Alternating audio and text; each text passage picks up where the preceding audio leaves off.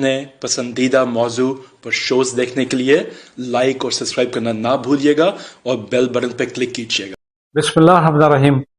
ناظرین، حقائق T V میں ہمارے ساتھ آج جناب خالد محمود صاحب، جو معروف سیاستدان، سابق منسٹر اور ایک بہت اہم سیاسی کارکن کے طور پہ پورے پاکستان میں پہچانے جاتے ہیں اور اس وقت آئی پی پی کے سیکرٹری جنرل ہیں۔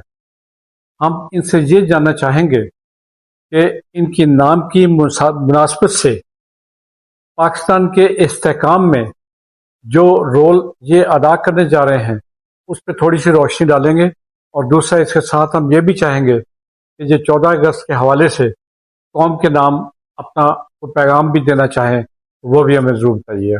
جی میاں صاحب۔ جی بٹالوی صاحب، بہت شکریہ آپ کا، مہربانی کہ آپ نے آج مجھے موقع دیا۔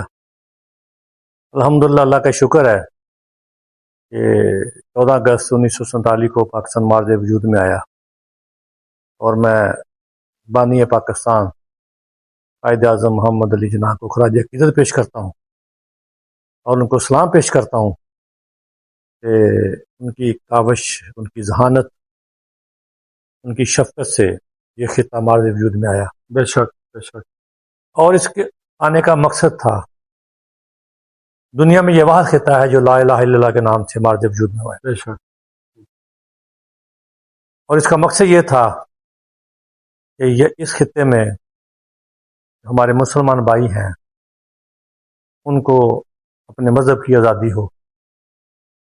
اور دوسری خوبصورتی اس میں یہ تھی کہ مسلمان بھائیوں کے ساتھ جو میجورٹی میں ہیں، ہمارے مسلمان بھائی، ان کے ساتھ جو ہمارے منارٹی میں ہیں، غیر مسلم لوگ جو ہیں، ان کو بھی مساوی حقوق دیے جائیں۔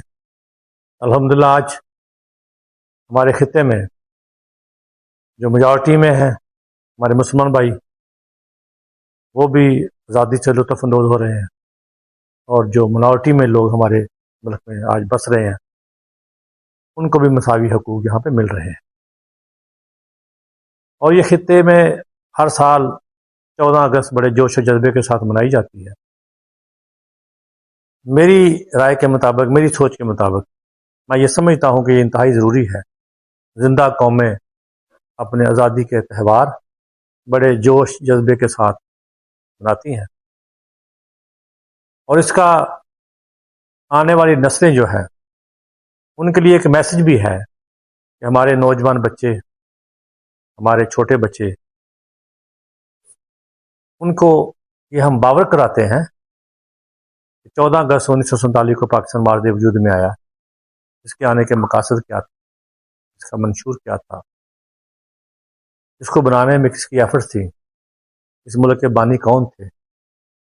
اور یہ ہر سال جب تقاریب ہوتی ہیں، جلسے ہوتے ہیں، ریلیاں نکلتی ہیں، تو بچے بھی پھر پوچھتے ہیں، نوجوان بھی پوچھتے ہیں، اور پھر وہ ان حقائق سے ان کو بھی واقفیت ملتی ہے۔ بڑی بدقسمتی کہہ لیجئے، جس مقصد کے لیے یہ خطہ آزاد ہوا، آج شاید وہ ہم مقصد پورا نہیں کر سکتے۔ اس خطے میں جتنی بھی حکومتیں آئیں، جس جماعت کی بھی حکومت بنی، جو خطے کے اصول کے لیے کاوشیں کی گئیں، ان کو عملی جامہ نہیں پہنایا گیا۔ خطے میں بے روزگاری ہے، مہنگائی کا طوفان ہے، انصاف غریب کو نہیں مل رہا، نوجوان بے روزگار ہے، لوگ بے گھر ہیں۔ اب یہ سب غالباً انہی حالات کی وجہ سے دہشت گردی سر اٹھا رہی ہے۔ جی میں اسی پہ آ رہا تھا جی کہ یہ ساری چیزیں جو ہیں، جس خطے میں نوجوان بے روزگار ہوں گے، لوگ بھوک سے مر رہے ہوں گے، لوگوں کو روزگار نہیں ملے گا، ایجوکیشن کی کمی ہوگی، تو پھر یقیناً مجبوری کی عالم میں وہ لوگ جو بھوک سے مر رہے ہیں وہ دہشت گردی کی طرف جائیں گے، ڈکیتیاں بڑھیں گی، چوریاں بڑھیں گی، واردات بڑھے گی، لڑائی جھگڑے ہوں گے۔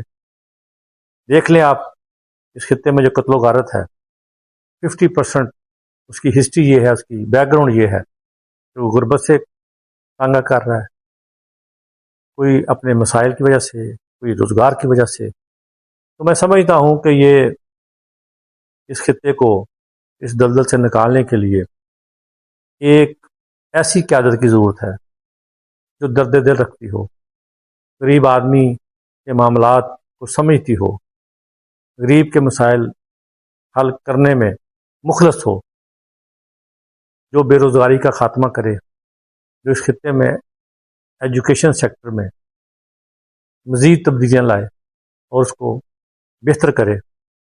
آج بدقسمتی کہہ لیجئے کہ ہر بندے کے بنیادی جو حق ہیں، ان کی جو بنیادی ضروریات ہیں، وہ میں سمجھتا ہوں کہ کھانے کے بعد، روٹی کے بعد تعلیم اور صحت ہے.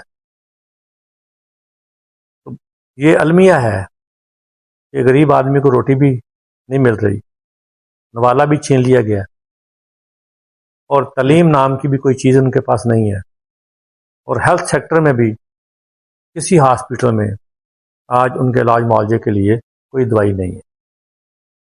تو جب یہ حالات ہوں گے تو پھر خطے میں افراتفری کا عالم ہوگا، دہشت گردی میں اضافہ ہوگا، لوگ اپنے حقوق کے لیے باہر نکلیں گے، اور خطے کے حالات پھر یقیناً خراب ہوں گے. میں یہ سمجھتا ہوں کہ استحکام پاکستان پارٹی کے جو چیئرمین ہیں عبدالعلیم خان صاحب، ان کا ویژن، ان کی سوچ، ان کی سمت بالکل درست ہے. وہ چاہتے ہیں کہ غریب آدمی کے حقائق حالات کو بہتر کیا جائے، غریب آدمی کو سکھ کا سانس ملے، روزگار ملے، نوجوانوں کو ایجوکیشن اور ہیلتھ پہ ایسی تبدیلیاں لے کے آئی جائیں کہ کم از کم اس خطے میں غریب آدمی کا علاج فری ہو، اس خطے میں غریب آدمی کے لیے تعلیم فری ہو، اس خطے میں غریب کو روزگار ملے، پبلک سیکٹر میں لوگ جائیں، پرائیویٹ سیکٹر میں لوگ جائیں.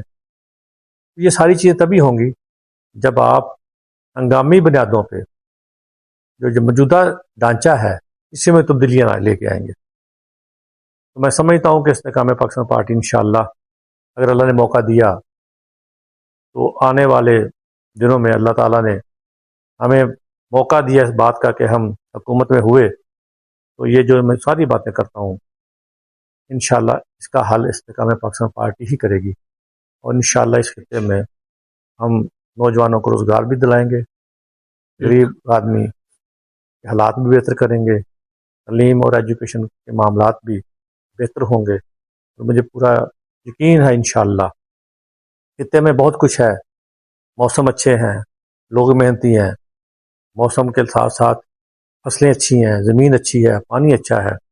اللہ تعالیٰ کی طرف سے کوئی اس خطے میں کمی نہیں ہے. کمی صرف ہے تو ہے، صرف میں سمجھتا ہوں کہ ہماری لیڈرشپ کی.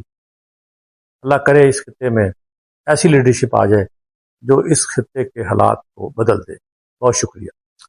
یہ صاحب آپ کا بہت شکریہ، اور جس درد اور پوری خلوص کے ساتھ آپ نے ایک مشن کا آغاز کیا ہے، ہماری دعا ہے کہ اللہ آپ کو اس مشن میں پوری کامیابی عطا کرے. آمین. خدا حافظ.